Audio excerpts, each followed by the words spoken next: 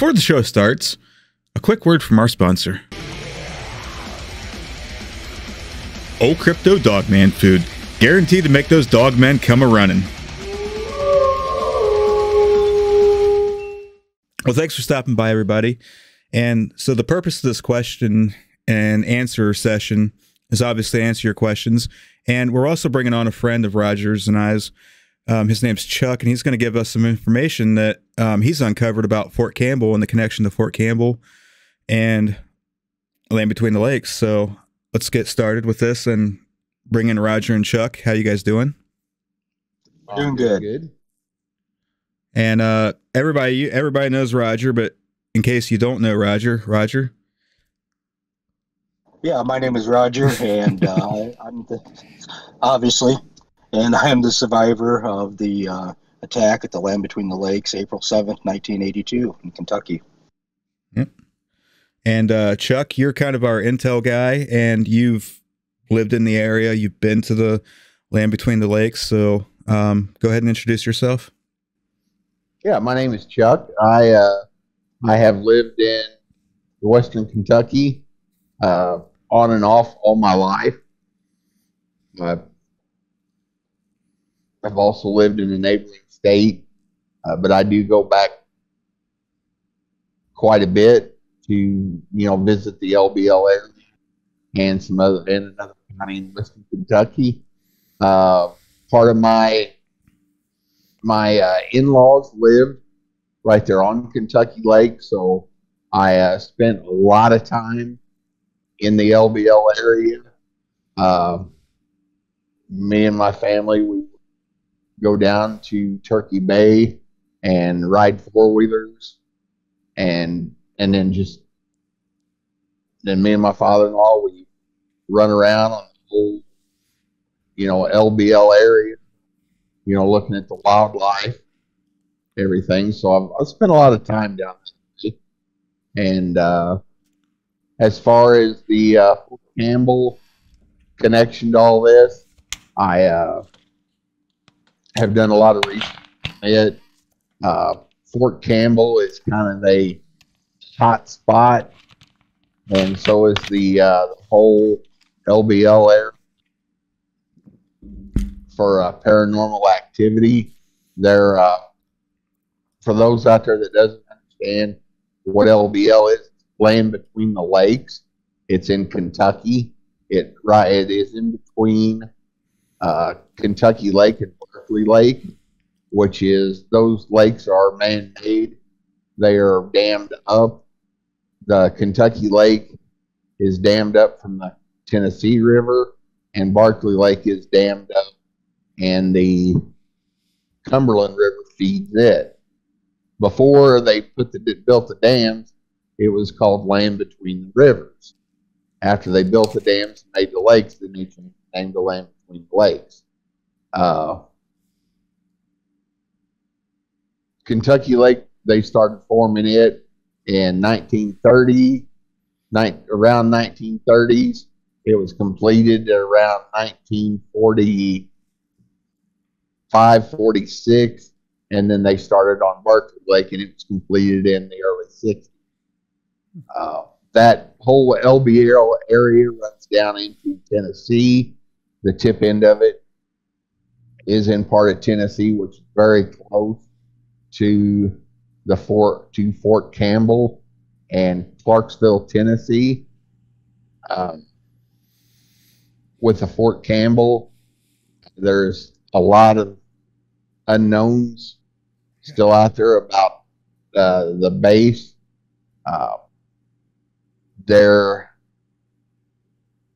We have been told by some individuals that there is a alien landing zone within Fort Campbell, Kentucky, and there has also been a lot of alien activity in that area, also around Hopkinsville and a little town called Kelly, Kentucky. Inside of Fort Campbell, a lot of it is in Tennessee. The reason they call it Fort Campbell, Kentucky is because there's an actual post office inside the bank, and it sits in Kentucky. So that's why it has the address that it does. But the majority of it is in Tennessee, runs down towards Clarksville. Mentioning Clarksville, there's a part of that that they call the Clarksville base. And on the Clarksville base, they had this secured area. It is a secured facility that has these bunkers that are built back into a hill, and all that you can see is like a door. Those used to be completely off limits. You couldn't get to them. They had guards stationed in guard shacks outside. It was like a double row of fencing. And from what I can learn about from some guys that was stationed in that area years ago, one of those fences was electrified. And if you touched it, it would electrocute you. Inside this, they call this bird cage. Inside these bunkers is where they store the nuclear warheads for like the Cold War. And they were all secured. You had to have special credentials and security clearance to go into that area. Then years later, a lot of that stuff was taken out of there. Some of the bunkers, they said for several years, remained radioactive from some of the warheads that had leaked. I guess since then, a lot of that has been cleaned up and taken care of, because some of them now are open that you can see inside of them. And it has been people, make videos going inside and recording the inside of it. There is some of them that we understand is still locked and still secured, where no one can get into them. We're not real sure what's going on there, but Roger will touch on kind of this part of it when he gets to it. We think possibly that might be where there is a laboratory, because we kind of believe that these creatures that was involved in this was a hybrid type creature.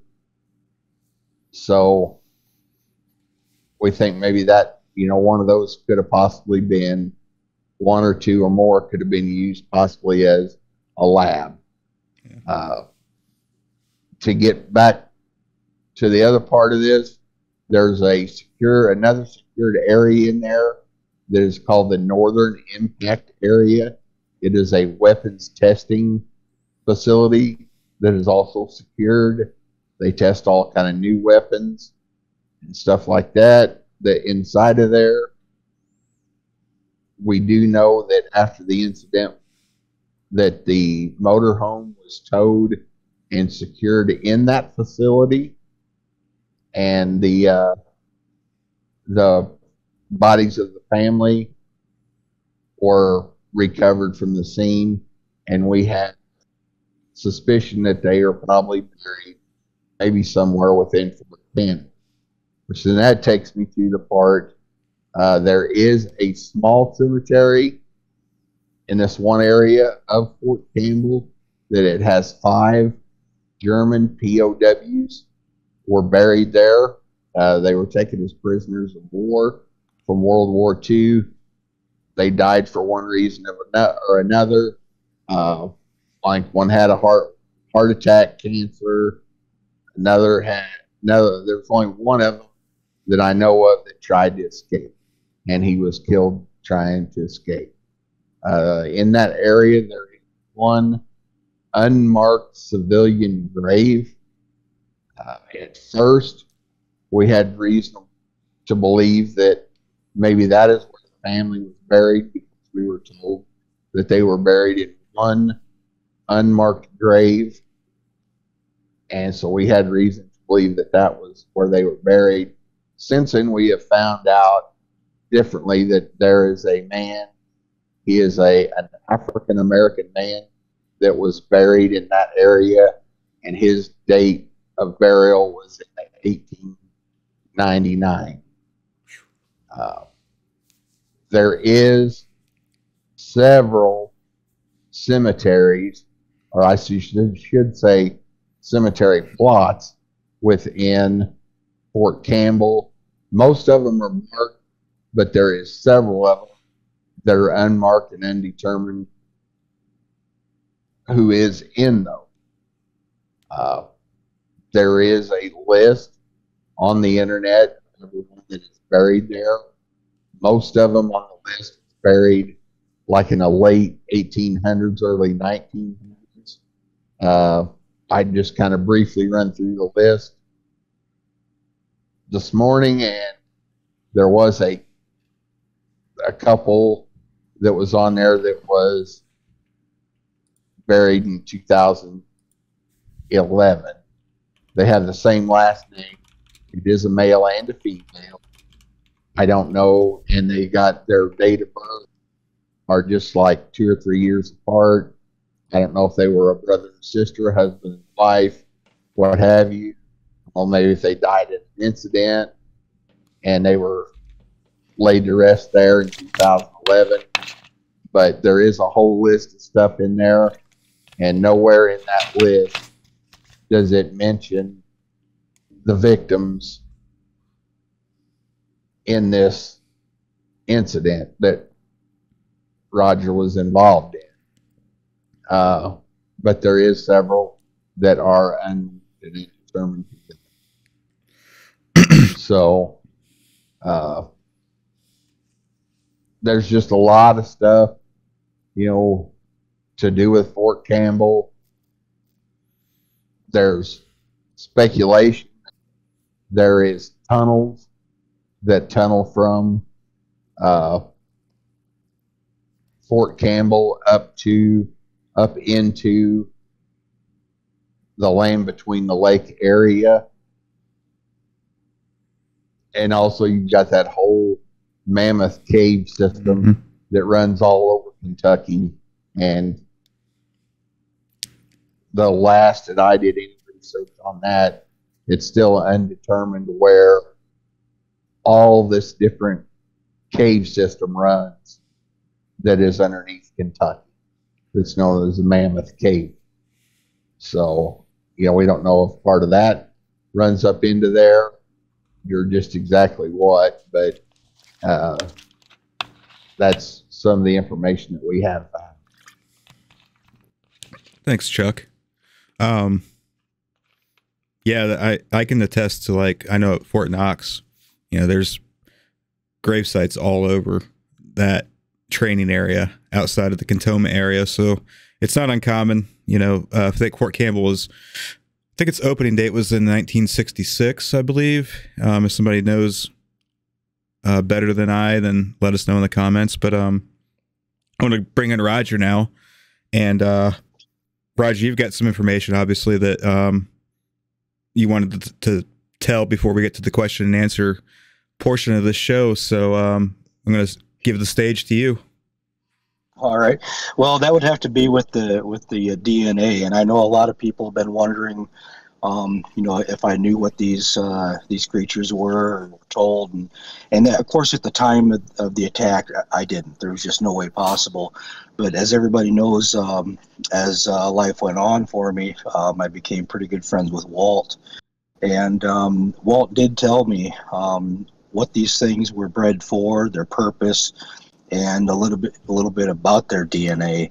And the DNA is human, and I guess it's I don't want to say prehistoric, but I want to say an ancient dog. It's called Alount. It's ALAUNT. And then there is a third part of it, and he said it was undetermined, and which that part I don't believe. I think he does know, because he was, for all intensive purposes, probably the leader of this particular branch. So that part I don't believe, but that is the DNA, and you people can go look it up. And the breeding purposes, they were actually bred for urban fighting, urban warfare. They were actually not supposed to be hostile towards civilians.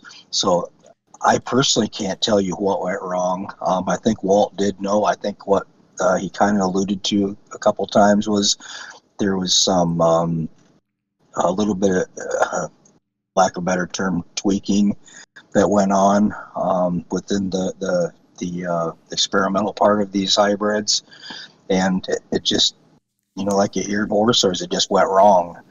And to this day, it's how it happened was we were just in the wrong place at the wrong time. It wasn't anything. I don't want to pre-answer any of the questions, but a lot of people assume maybe it was, you know, a curse, you know, from the Amish community or something. It wasn't anything to do with that. We were just the wrong place at the wrong time. So that's the gist of what these creatures are actually, their DNA and what they were bred for. Yeah, that's and I kind of looked up what an allulant is. I didn't get too far with it, but I'm going to try and do a little bit of research. And we put this video out. Hopefully, I'll be putting that on the screen as we're speaking. But at the current moment, I realized that they are like a extinct dog species. But they actually served to help people during war. The actual breed. So that's kind of interesting. I don't know if that played into why they chose to use that particular DNA strand, or if there was something else to it. Maybe if somebody out there knows, let us know. And I'm going to try to do some research on it myself, like I said. But I think unless either Roger or Chuck, if you guys have anything else that you'd like to talk about, we can jump into probably what most people are listening to this for, is the Q&A. But so anybody? I'm ready to go on with the questions and the answers for Roger. If there's anything that he needs me to jump in for, just say so, and I'll try to answer it to the best of my ability. Roger? Yep, we're ready. We're ready then. All right, let's get to it then. And here's how we're going to kind of do this. So I'm going to give everybody credit who actually asked the question, so that you know that, hey, I'm saying your question, so you can kind of perk your ears up a little bit here when you hear a question asked. The first question comes from Missy Keith, and you kind of already went through this, but if there's anything else you want to add, what were you told by Walt that these creatures came from, and if so, what did he say about them? And I think you covered that pretty well, but if there's anything you want to add to that, whatever you said already, then go for it. I don't really have anything to add to that. That's all I really know. The only thing that boggles me is, did they know something was going to happen as far as urban warfare within the United States on why these things were being bred? But that's it. That's all I know. That's the $1,000,000 question. I personally, as an ex-soldier, I'd like to know too. That'd be interesting. I don't know that I'd trust something like that on the battlefield with me, because obviously these things had something wrong with the two that attacked this family. So who's to say they wouldn't go wrong and attack us as soldiers, so. Absolutely. All right. And this next question, it's going to sound a little bit condescending, but I don't think it is. It's from Asher Zerbib. And they ask, what do you feel like you're accomplishing with bringing this account to the world, beyond bringing justice and closure to the family that was killed back in 1982? And what is your personal reason for going this far with it? Well, it's like I stated before. It is to bring closure. That's the only purpose, and to let people know what really happened. I've always maintained this, and I always will. I'm not out to prove that this happened. Not once have I ever said I'm trying to prove this has happened. I'm just letting people know what really happened. Right. Okay. Next question comes from JoJo, and they ask, did you hear any breathing, clicking, or popping, or howling coming from these creatures? Other than, a little bit of breathing, like I'd stated before, no, there was no howling, clicking, but yeah, nothing like that. Nothing like you'd see in, a horror movie or anything like that. Yeah. I mean, they're probably not going to want to make noise as they're going to come up on their victims. That's pretty hunting 101, whether you're an animal or a human. You don't want to alert your prey. So, and JoJo also asked, this is a little bit longer of a question. So, she says, Roger, or he or she, Roger, in your original interview on Cryptid Studies Institute, you made a point of mentioning that the father did not show his son, or did not shoot his son, and that the creature was holding. He shot the creature. Then, in a later interview on Josh Turner's Paranormal Roundtable show, you said the father did shoot his son, and it was probably an accident. Can you explain why these two details differ? And can you explain where you were viewing this whole interaction from? Were you inside the RV? Were you under it? Were you to the left or right, to the side, to the top, to the bottom of it? Right. Yeah. No, I was inside the RV, standing at the door, and Levi was to the left. The creature had Stephen to the right. And I don't know why I said that. I'm not trying to cover anything up, but I guess what I was trying to point out was Levi didn't purposely shoot his son. It just, I think, like I'd said before, I think he finally realized that this thing has to die. It has to get off of his son. And I would probably, unfortunately, do the same thing and just pull the trigger. And that's what he did. Did he want to shoot his son? My God, no, of course not. But he did want to, extinguish the creature. So I don't think those two really differed that much. I just wanted to, let people know he wasn't, shooting him on purpose, obviously. Right. I mean, that makes sense. He's got his wife and his daughter he's trying to protect too. And at that point, I think you had stated that he pretty much knew that that his son was dead or on the verge of dead. Absolutely. So absolutely. And he had no choice. Who are we to judge? I mean, yeah. It's kind of crazy what would you do in this position, because I was in that position, but I think I would have done the exact same thing. I would have tried to have done something. Yeah, absolutely. Joe Hesse asks, what all did your parents say once they knew what happened? I really did. My mother, I found this out fairly recently, but this whole time I didn't even know that my mother did know. And I still don't. My dad's passed away, and I still don't know if my dad ever really knew, because he never spoke of it. But, I stayed before that. I thought it was odd. This happened. They had to have known, which I found out later. At least my mother did know. Why she didn't tell, bring this up, I don't know. I think it was just, because Walt had told her, obviously, what had happened. I didn't know that. So I don't know, just being a mama bear, she kept everything undercover on purpose. That's the only thing I can think of. But it did bother me, to be quite honest, when I did find out, that she'd kind of knew about this. Yeah. So, I hope that answers this question. I think so. And I kind of want to piggyback off that a little bit. I don't think I've ever heard, correct me if I'm wrong, did your siblings know about this at all? And do they know to this day?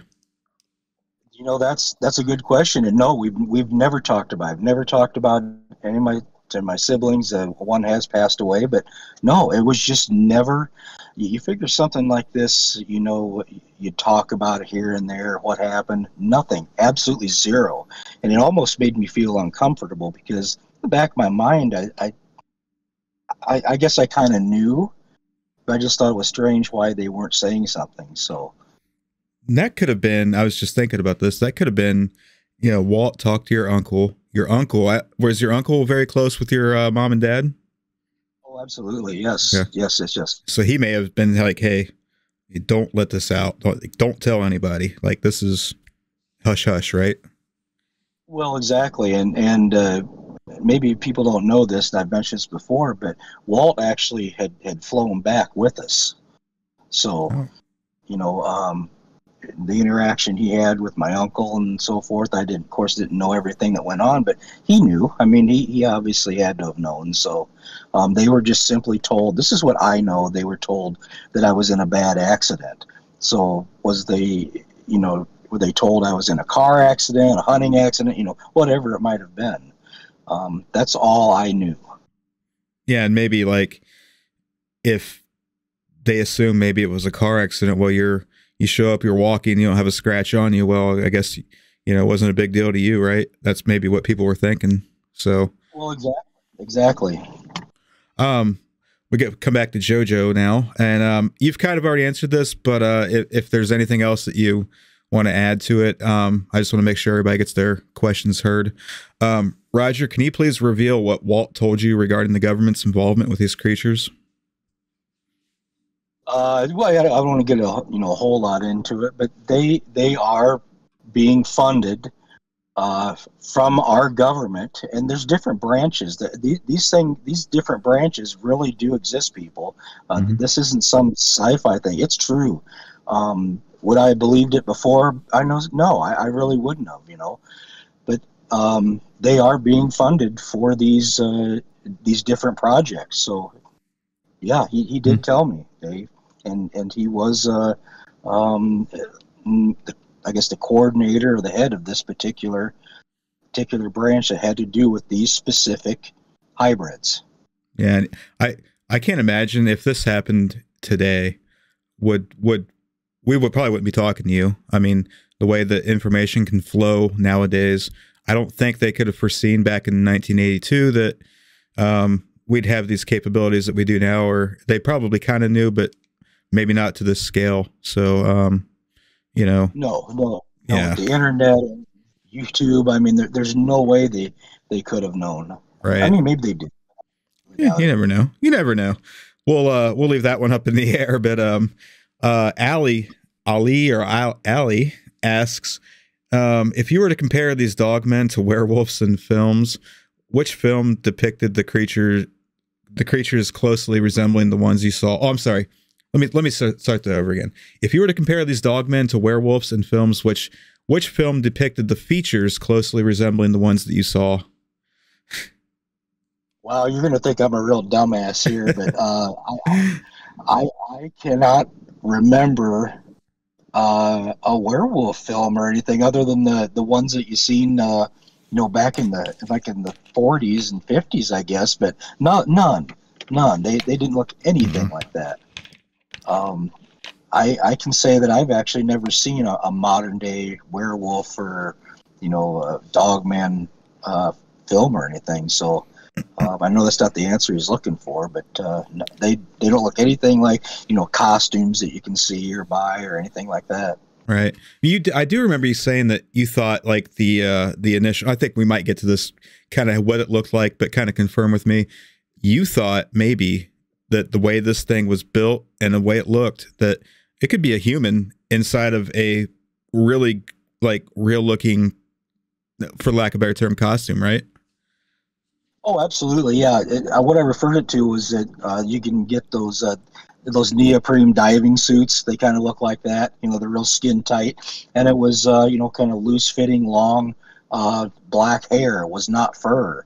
And for the longest time, even afterwards, I really thought that's what it was. I thought somebody was in, for whatever reason, in these suits, and they just wanted to, sadistically do this to somebody. But as far as the suits I was talking about, you see, these crazy wolfmans on TV, and absolutely nothing like that. Yeah, there was nothing like over the top or phony looking. No. Yeah. These were, like I had said, they look like bodybuilders in a hair covered suit. And that would be. I was talking to a friend about this. Imagine these creatures on the battlefield. I wouldn't be. I'd be scared of if the enemies I fought against, if they turned a bunch of lions or tigers on us or something. That'd be terrifying to imagine. And that's an animal that we know. I've seen as a kid. At the zoo several times, right? And how scared would you be of that? Imagine something that you've never seen before, that you can't open up an encyclopedia and say, "Oh, that's that." That's that animal. Nobody would know. And the sheer size of these things, that'd be terrifying. It is. It's and you've been in bad situations, being a soldier, and I'm not trying to compare that by any means, but it's weird. It either speeds up or slows down, or it's just strange. It's like your I don't know. I guess maybe I shouldn't get into it. It's just like you're the only thing that exists, and you got tunnel vision, and everything around you just kind of, fades away. But it's a real strange feeling when you're scared that bad. Yeah, I can totally relate. And Chuck, I'm sure you can too, having been a police officer. Sure. So it is weird, and you don't think about it when it's happening, but when that time slows down, you have a lot of time to think, and you can process a lot real quick. At least, and that's how I felt, But when you think about it afterwards, it's like it's sometimes it's hard to remember things right away, but then the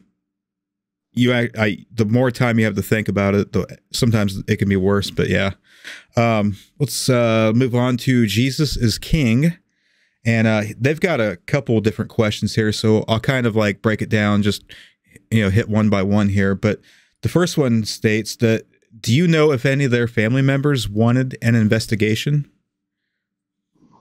No, they didn't, because they were shunned, exiled out of the Organon for certain reasons. So they were getting ready to leave anyway, but they were just kind of pushed out at the same time, so to speak. So no, they were hated. They were literally hated by their Organons. So no, there was no investigation. No. Okay, and then they want to also know if anybody stepped forward from, I guess they didn't say the family, but they said, I know they were Amish. Did anybody step forward? So that could be like from their former community or their their living relatives. In other words, step forward to talk to me, you mean? Or yeah, I think they didn't get specific. They just, I would assume that would be a part of the question, though. We can answer that. Yeah, absolutely. And I've mentioned their names before. The one was Sarah Yoder, and she was a direct relative to Diane. And for those of you who don't know, the real names of these people were Levi, Levana, Samuel, and Fanny, and that was Connie.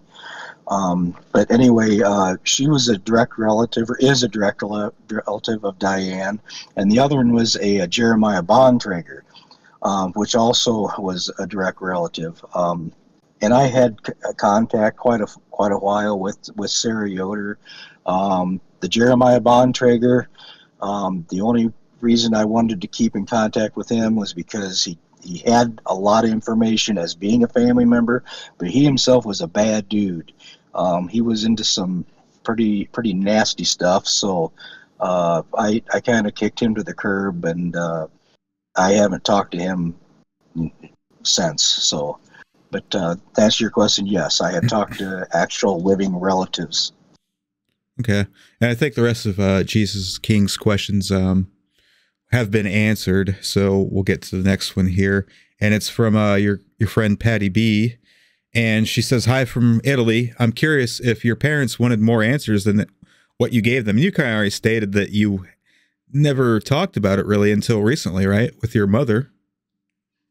Yeah, it hasn't been that long, to be quite honest. So yeah, I just, and I was, like I said, almost, I hate to say this, but almost upset with my mom, just, hey, why did I go through life like this? And, why didn't you say something? Of course, that was a personal discussion.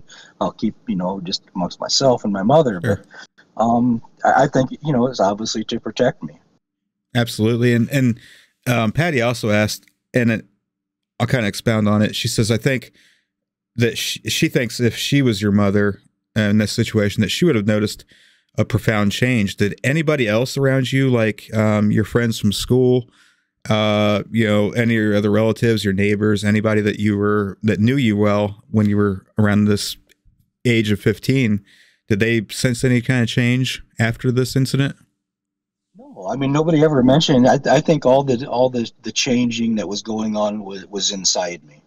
Okay. As I got older, it I don't want to say demons, were come, anything like that, but I had this kind of this hate or this meanness inside me that wanted to get out, and I believe that was it.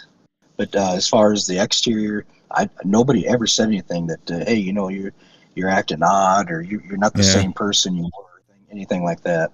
Okay. Yeah, that's, I mean, a lot, not everybody, obviously, that, they go through a traumatic event and it can change. I've had it with people that knew me. They know that there was outwardly, there's something different about me. So, but, I think I know a lot of people wonder, like, well, you didn't talk to your family about it. I can tell you right now, like, it's not that uncommon. You'd think that people would ask, even parents, but I can tell you right now that, before my mom died, she didn't say a word to me about anything about when I was in Afghanistan. She kind of figured if I wanted to tell her, well, then I'll talk about it. And I never did. So it's not that uncommon for people to not ask, even if they're that close of a relative. Absolutely. And she was already filled in on kind of what happened. So, and I just want to touch on this real quick if I Sure. can.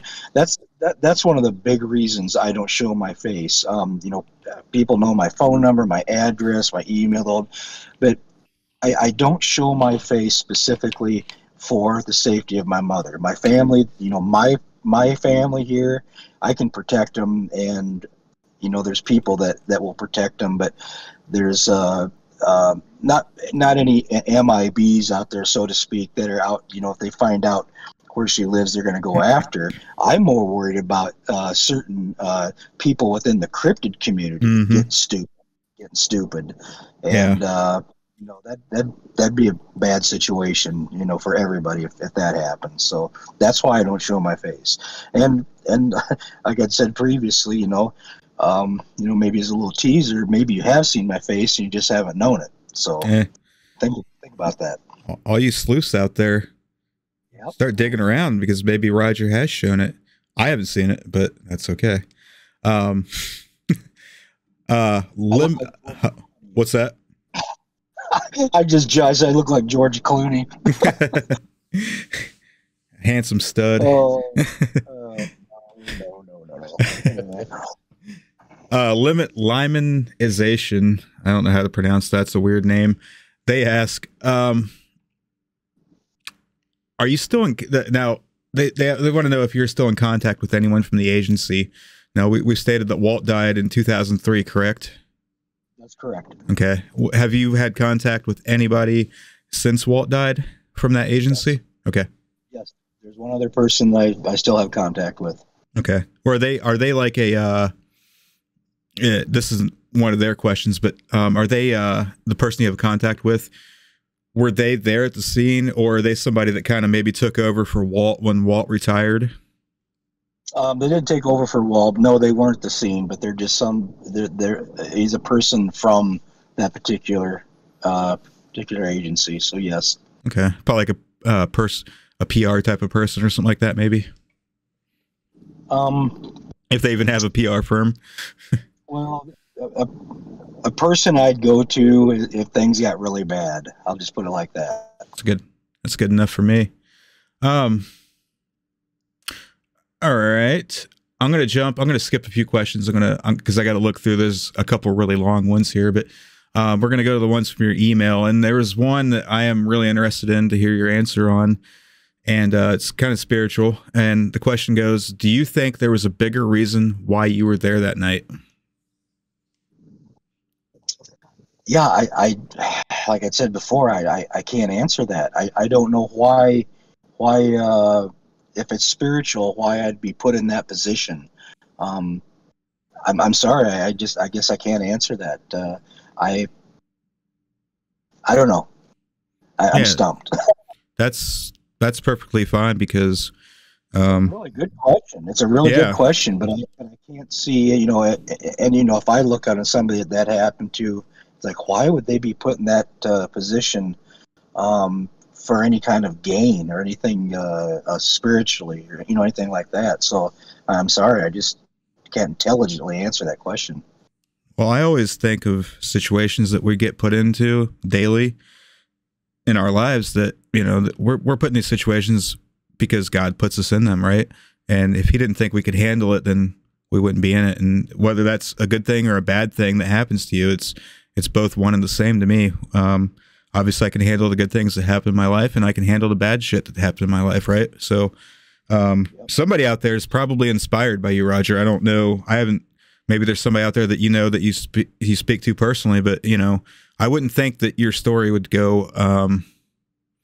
I don't know what the word I'm looking for, but I think there's probably at least one person out there that appreciates it. So glad that'd be great. And that's the whole point, is to, you know, to educate people that these things do exist, and they're not little, you know, little puppies that you can go up and make friends with. I've heard stories of people that, well, there's good ones, there's bad ones. Bull crap. No, absolutely not. Yes. These are nasty. Stay away from them. If you know where, you know, if there's even rumors of them being of where you're located, stay out of there. Stay away. Yeah, they don't like belly rubs, guys. No. No. Yeah, I don't think I'd want to rub the belly of anything that resembles an oversized dog that has fangs coming out of its mouth like a werewolf. Which we know werewolves are not real, but okay, you get my point, guys. All right, this is an interesting question. Do you feel like you have any special powers since this happened to you? No. Okay. No, I wish I did. Yeah. Don't we all? We can start calling you the Anakin Skywalker of the scripted world. Hey, there you go. There's my new title. Well, do you want to be Anakin or do you want to be Darth Vader? Yeah, which version? Just want to be me. All right. Don't call him anything but Roger. All right, so let's get to Auntie Dunlap's question. And I'm assuming this is a woman, so we're gonna say she asks, "Have you tried to reach out to any of the officers, the officials that were there that night?" Let's ask this. We already know you talked to Walt. Was there anybody else from that agency that reached out to you besides Walt, and besides the fellow that you've talked to since Walt passed away? No, and by officers there was none there. There was no, you know, local police, state police, you know, anything like that. There was absolutely none of that. So no. Pretty much just special agents of the agency that was involved then. Yeah, absolutely. Okay. All right, J-Dub asked, and as we can see here on the screen, you guys can see this picture from about the mid-torso up of this creature, and that was drawn by Barton Nunley back in 2006. It's Roger, you'd say this is a pretty accurate description of what you saw that day, right? Yeah, that's probably 90% right on. Yep. Okay. And so JW asked, can you describe in detail like what the feet looked like, the hands, how they walked, you know, things like that, their mannerisms, I guess, if you will, how they conducted themselves? Maybe did they conduct themselves like a human would, or did they kind of act like a wild animal? Well, people got to realize that this happened in seconds. Mm-hmm. So, you know, trying to analyze something on how, you know, how it walks, breathes, looks, you know, it's hard to do.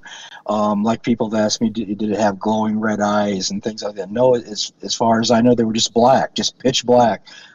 Did it have a tail? I did not see a tail. And the one that was running when I shot it in the upper shoulder blade area, I did not see a tail. It might have been a stub or just tucked under. I don't know, but I did not see a tail. As far as the how it was built, these things weren't hunched over. You see a lot of these Dogman pictures, you know, where they're hunched over and claws hanging out and things like that. They weren't. They're very erect, just like a man standing up, a big man standing up. Their teeth weren't overly huge, you know, and neither their hands were oversized. They had really big hands. You know, proportionate to their body, and their arms were a little longer. Their feet were long and narrow, but human-like. There was nothing, and I know people are like, well, how could this be? You know, I'm not glamorizing this, making it, you know, huge, exaggerating. Well, they weren't. I can't lie about it. These things aren't the ones that I encountered, weren't these, you know, 12-foot tall beasts with 5-inch fangs and stuff that everybody wants me to, you know, or think they should be. They just weren't. Right. And that's, I mean, that doesn't make them any less terrifying that they're not these, stereotypical glamorized beast of the night, No, absolutely not. They weren't. All right. I mean, they were terrifying. And I want to say something. I keep saying they. I never seen the other creature. And a lot of people, because, well, do you know that one? Do you know if that was a dog man or whatever, the creature? But I never seen that thing. So a lot of people say, well, that could have been a Sasquatch coming through the way. I can't say. Are they trying to say there was like a turf war between Sasquatch and these creatures? Well, I don't want to get into the just, but you wouldn't believe some of the emails I've gotten. And he said, well, you didn't see what you saw. It was actually two Sasquatch or Bigfoot. I said, well, I've seen pictures of Sasquatch, Bigfoot. No, that isn't what they look like. And they want to argue with me. Yeah, they want to tell you what you saw, even though they probably weren't even born. Yeah, it's just I know what the Sasquatch and Bigfoot looks like. Yeah. No, it was not. Absolutely not. No, I can see where you're looking at this picture. There are some resemblance to a certain species of Bigfoot, but there's also a lot different, So anyways, we'll kind of move on, and maybe if somebody's out there and they want to take what Rogers said and they want to take this picture and put a body on the rest of it, excluding the genitals, please I don't want genitals sent to us. Maybe if you're an artist, you can draw that, what Roger described, and we'll finish off this picture and have a better, visual example. So would you be interested in that, Roger? Oh, that would be great. Absolutely. All right. Yeah. So somebody out there, do it. All right. Let's get to Deborah Blazing's question. All right. So this is kind of this is two-part question.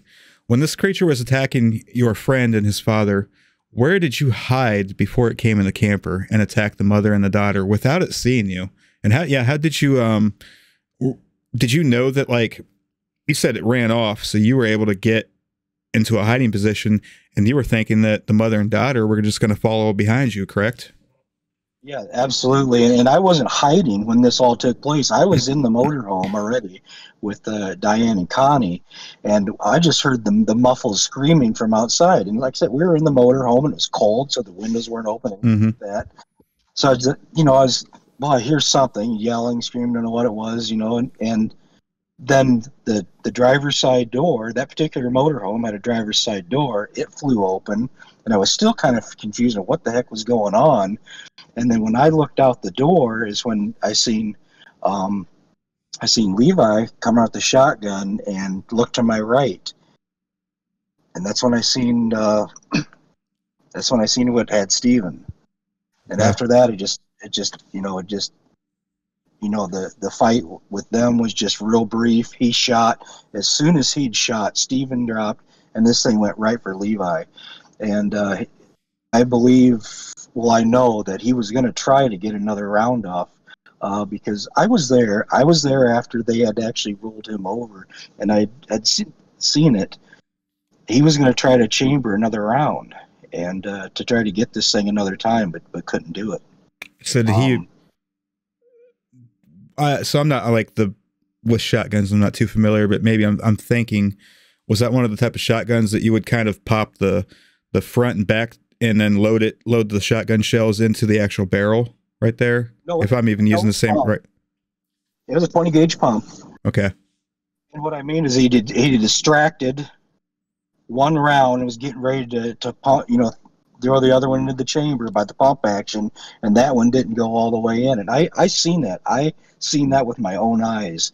And I know that's, people are like, how do you remember that detail? But I remember that. For some reason, that particular night, I was like a sponge. It was like everything, I was just watching everything, sucking everything in. And I remember everything to this day perfectly.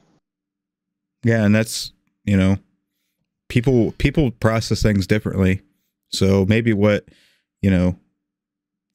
things that I won't remember, somebody else that could be in the same, if there was another person there with you that survived this, you two could have the same story, but they might remember something you don't, and vice versa. It's just you know. Absolutely. When something like that happens, it's a whole different world. And then to keep going with to answering the question, I had that 410 shotgun and a single barrel, crack barrel, and I had the door open. And when this thing, uh,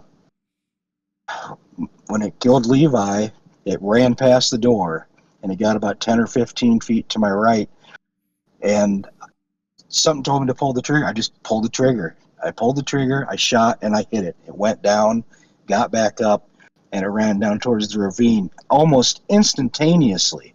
The first one didn't even get out of my sight, really.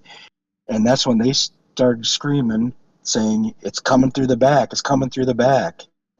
And that's when I'll say to this day, did my cowardly deed, because I thought they were coming. They were going to come. They were going to follow me. And the first thing I thought of was, look, that thing could be out there. The first thing I thought was roll under and get under. And at that time, I was pretty small for my age. Excuse me. And I rolled up in the framework and, of course, burnt the shit out of myself on the drive shaft, right, on the way up. Oh, but anyway, of course. And that's where I hid. And that's, I could hear what was going on up above me. So, Yeah, and first off, it's not cowardice to, at that point, that thing had already killed 2 people. Like, what are you going to do? And let me ask you, the one that you shot, that I would presume he or she, whatever it was probably running off, and you decided to shoot at it again, and pretty much that was probably the nail in its coffin. That's when it most likely ran up the tree, correct? absolutely, because it had already been shot by Levi, and it was on its way out. And that's when I shot it and hit it in the upper back, like in the shoulder blades area, and it went down again. And everything else just happened. Like I said, it just simultaneously they started screaming, and I thought, you know what? Well, people, and I appreciate people saying that, there's nothing you could have done. Well, yeah, I could have. I mean, I could have loaded that shotgun again, even though if it was a single shot, small area. I mean, I don't know how I would have been able to with Diane and Connie. I just don't know. I probably wouldn't have been able to hit it coming through, because I thought, well, maybe they'd be coming down the hallway too. I don't know. I just rolled and tucked. Look, I mean, I don't think anybody out there would blame you, and if they do, well, they think they're some macho tough guy, and that's, you know what? People like that, they're the big pussies, not you. So, sorry, excuse my language, but I don't know what else to say. Yeah. So, well, I guess that kind of goes back to the question you asked before. Did it, did it help you in any way? Was there a reason you think you were there? And now that we've talked about this, I just literally thought this in my head is, I've never been that way since. I've never been scared. I've never been a coward since then. I'm, like I said, I'm by means I'm no tough guy or anything like that, but I won't back down from shit now, from nobody, nothing. And so I guess maybe that answers that person's question. I do not fear anymore. None. Zero.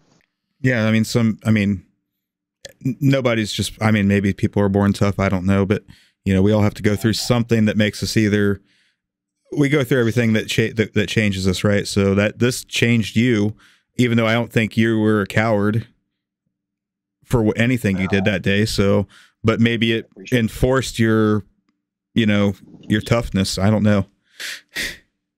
Yeah, well, I'm not tough, but I refuse to be scared or bullied or pushed around, period. So I think that's probably what it did for me on the plus side. Yeah. Nothing wrong with that either. So, I think this is the last question, unless I've missed one, and I'll check back through while we're going through this. But I think, Chuck, you're going to want to get in on this too, or if you're still there, you haven't fallen asleep or anything like that, have you? No, I'm here. Okay.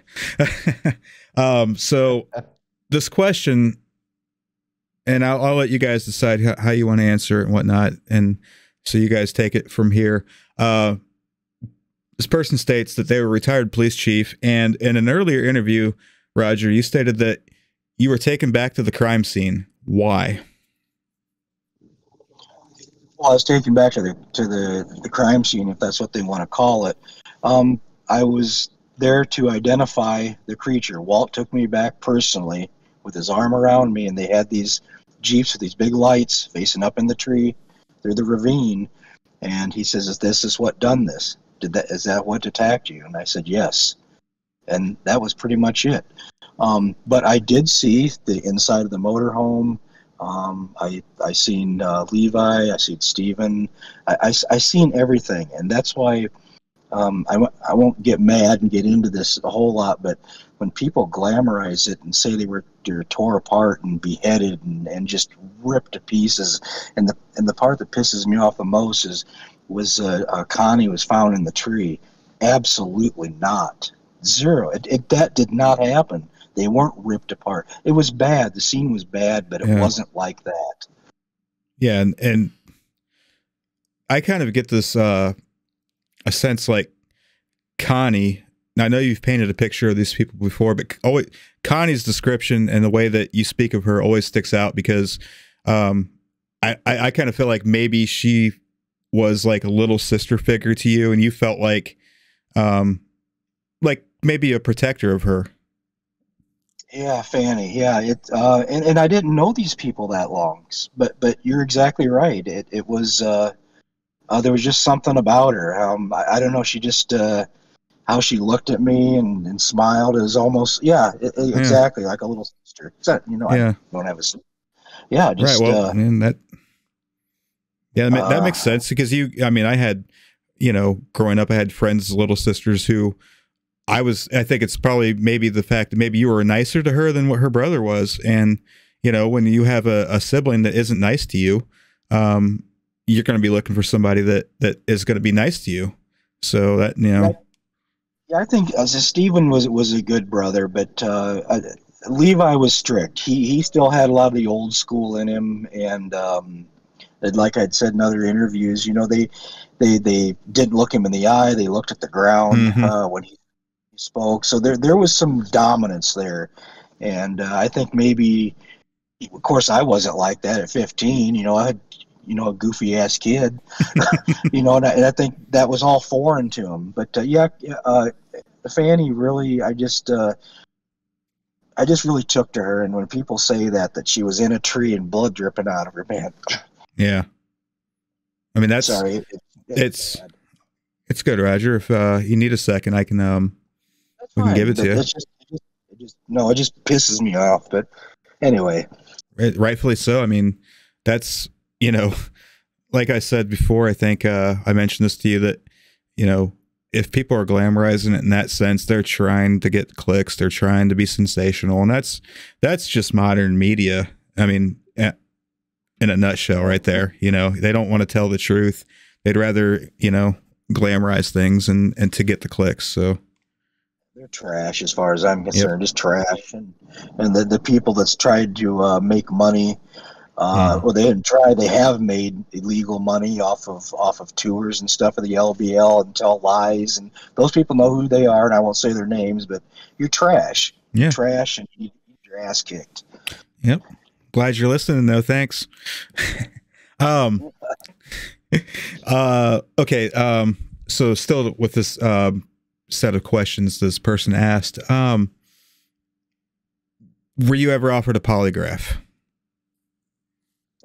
I was never offered one, but I was told several times I should probably take one, and I just won't, just simply because. And maybe, Chuck, if you want to, talk about this a little bit, but you just can't trust him. But Chuck's better, knows more about than I do. Yeah, they're, with polygraph, a lot of courts don't even let those into, any kind of the findings or anything like that in a case because they're not accurate. They're not admissible in court just because of the inaccuracy. Polygraphs, everybody thinks, oh, take a polygraph. It's not like that. They are out there. They do get used. but it's more of a Hollywood type thing for the, the screen. Yeah. In movies, police movies and stuff, they'll do a polygraph. But yeah, they're just inaccurate.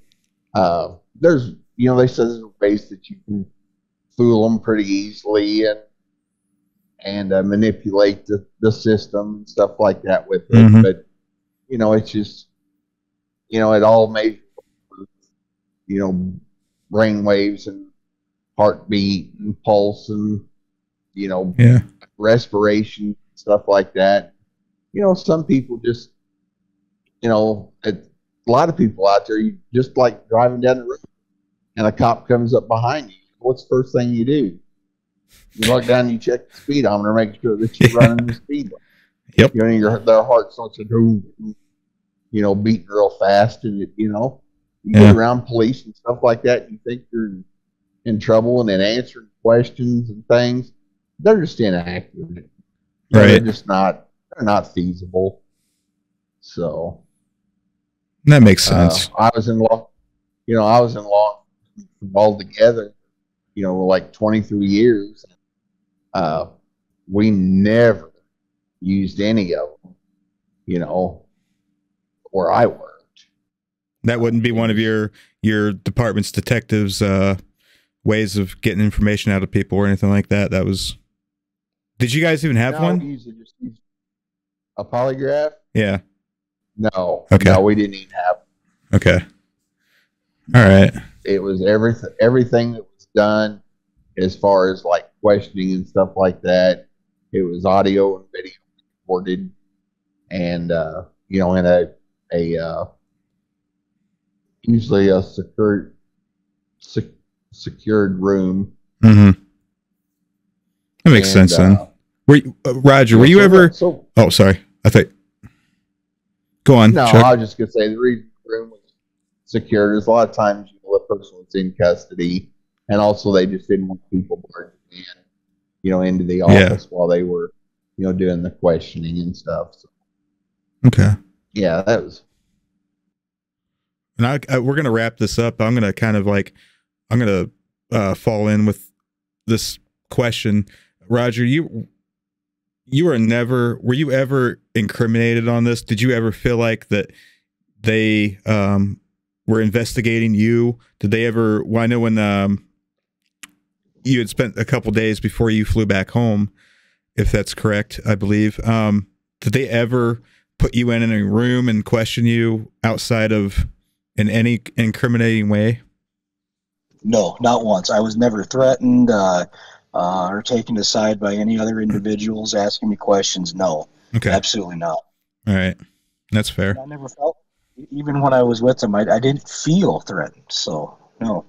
Well, you had said that Walt was like, you had stated before that Walt kind of became a mentor to you throughout your life, and you felt that from the immediate get-go when you met him. He'd always have his, pretty much you were on a leash without being on a leash, right? Yeah, good way of putting it. And he just had this aura, this feeling about him from the time that I first met him when they come to pick me up at the farmhouse. He took me out first and put his arm around me, says, everything's going to be fine. His exact words to me. And I tell you what, it was just like somebody just erased me. It was just weird. I've had people ask, well, do you think he could have been an MIB or an alien or something like that? And I don't believe that, no. But he just had something about him that there was no fear when I was with him. And I don't know if maybe he, other than my dad, he's a rough and tumble guy, and being afraid just wasn't an option. Fear wasn't an option, but I think maybe Walt instilled some of that in me too. There's just no reason to be afraid anymore. Nothing's going to bother you. Yeah. And he, shoot, I lost my train of thought, but pretty much Walt, like, you never felt like Walt was like protecting you from the other people who were on the scene. Like, nobody there bothered you. Like, Walt was the top guy, and they weren't going to. You never felt like they were going to fuck with you, right? No, no, absolutely not. They didn't stand up and salute when he went by or anything like that, but they acknowledged him. They if they were doing something, they would stop and acknowledge him, nod, things like that. So he was a man of great importance and great power. But no, I don't think he was trying to protect me from anybody there that was on Hmm. the at the campground at the scene. And if we got like a couple minutes left, I know you got to get going here. Um, was there any at the scene? Was there any like thought that maybe there was another creature that was? You said there were two creatures. Was there any fear that amongst the people who were there that there was another creature out there, and we've got to kind of cordon this site off and protect everybody who's here investigating this, or was that like kind of put to rest? Did they say like, oh yeah, we got it, or don't worry about it? Yeah, I never did hear that. And no, there wasn't, other than when you first go in, when we went back into the campground, obviously that was, you were stopped then, Hmm. and we just drove through with Walt and his partner at that time. But no, there wasn't anybody, running around with with M16s and machine guns. And I even heard that they were going through the park, whatever it was, arm in arm, for 15 miles or something. That's exaggerating, but there was something to do with that. I guess somebody told that story. They went through that whole park, arm in arm, looking for this thing, and there just wasn't that many people there. Hmm. Um, so it wasn't anything like that. Okay. They would call that in the military. We'd call that a police call. So it's probably something pretty similar.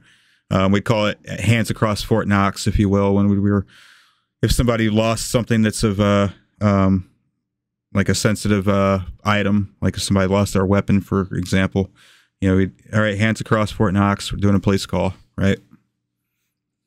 Yep, that's probably what it was, exactly what it was, or what they claimed to happen. But I can't remember who did the numbers on it, but they said there would have had to have been 3,000 guys out there in order to complete this feat that supposedly happened, and it just didn't. There wasn't that many people there. Hmm.